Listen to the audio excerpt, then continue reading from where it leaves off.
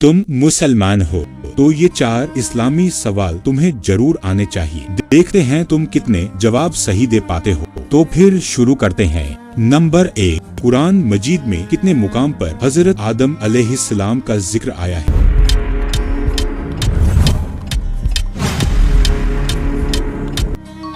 25 مقام پر۔ نمبر 2، وہ کون سے نبی ہیں جن کے والد، دادا اور بیٹا بھی نبی تھے؟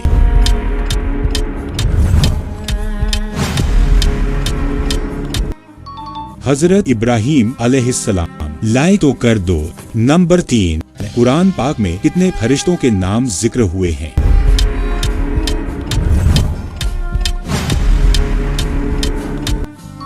4۔ نمبر 4، حضرت عیسیٰ علیہ السلام کی والدہ کا کیا نام تھا؟